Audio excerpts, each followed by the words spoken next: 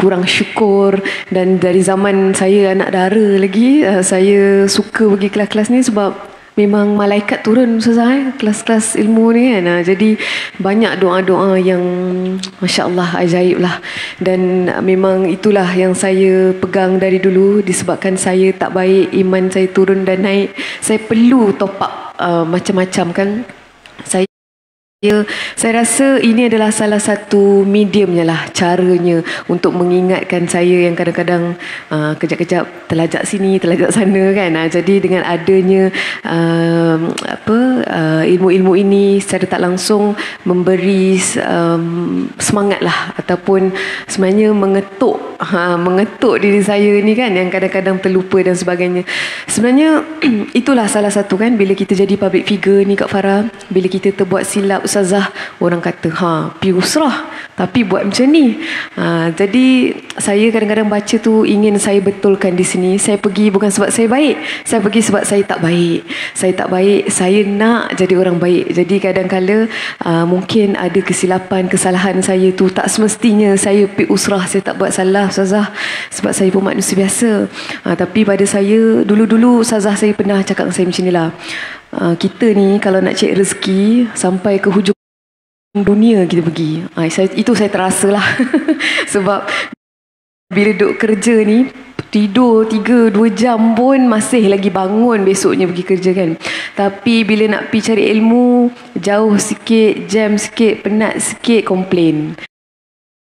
Duk cakap susahlah saya busy. Jadi kat situlah yang saya macam tertampar sikit Ustazah. Jadi setiap kali saya rasa saya terlampau busy, saya tak sempat, saya teringat Ustazah, saya cakap cari rezeki boleh pula kan, tapi duk cari ilmu yang kita nak bawa ni sampai bila-bila ni, tapi kita duk cari alasan. Jadi sebenarnya itu atas dasar pokok pangkalnya diri kita lah.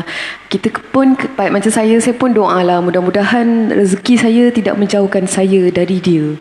Maksudnya biarlah rezeki itu rezeki yang berkat. Saya ada masa lagi nak menuntut ilmu, saya ada masa lagi yang yang selebih-lebihnya untuk urusan saya juga kan. Tapi tidak bermaksudlah kita pergi tu sebab kita baik kan, tapi ianya adalah satu pembelajaran lah yang saya rasa sampai mati pun kita kena belajar Ustazah kan.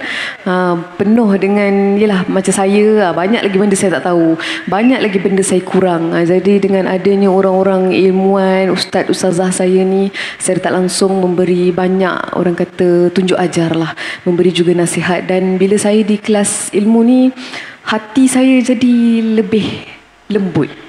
Bukan lembut apa Kak Farah, macam kita ni jadi orang yang pemaaf, kita jadi orang yang bersangka baik, disebabkan ustaz kita selalu cakap kena macam ni, jangan macam ni.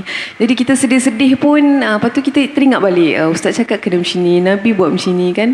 Jadi pada saya, kita doalah mudah-mudahan hidup kita yang busy ni Allah bagi keberkatan masa supaya kita, saya ingat lagi kawan saya cakap, selalu orang kata kena seimbang dunia akhirat Ustazah, tapi sebenarnya akhirat tu yang kena lebih kan.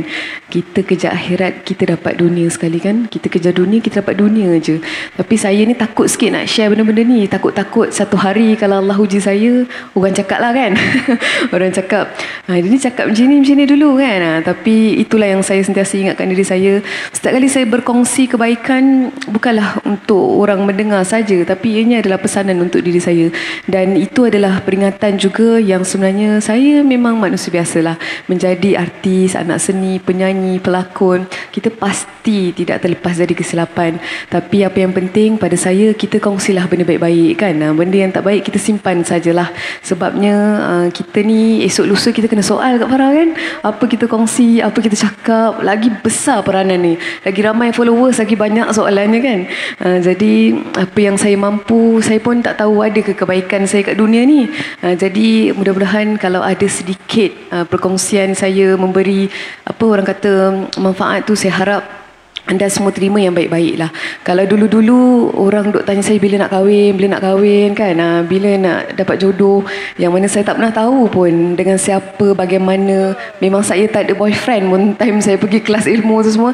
Tapi di situ semua orang mendoakan saya.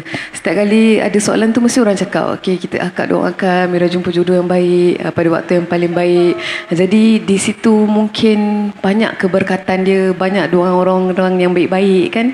Jadi pergilah menuntut ilmu, pergilah ke kelas-kelas ilmu dengan orang yang tepat lah ustazah kan. Kena cari ustaz-ustazah yang tepat supaya lebih banyak ilmu yang anda belajar, lebih anda yakin dan sedar yang dunia ini terlampau kecil.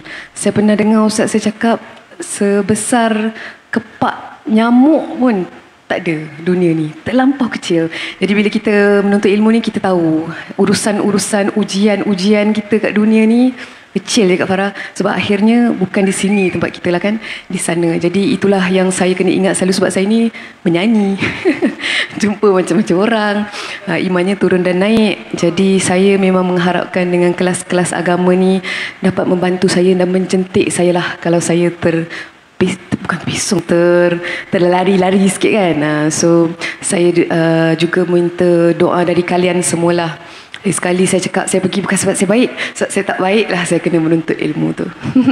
Itu kisah Amirah Othman, sama lah dengan kita semua kan ustazah. Yang ada kat sini puan-puan, mak-mak, ayah-ayah, tuan-tuan semua, subhanallah. Kadang-kadang kita ni yalah duduk sorang-sorang kan, kita duduk merungut, kita komplain. Jadi pentingnya untuk kita hadirkan diri di kelas-kelas ilmu. Inilah dia ubat kita. Inilah dia orang kata yang kita nak bawa nanti. Mudah-mudahan kita pula nak turun pada anak-anak kita pula. Mungkin kalau nanti pasangan kita ada masalah ke apa, kita boleh sama-sama bantu.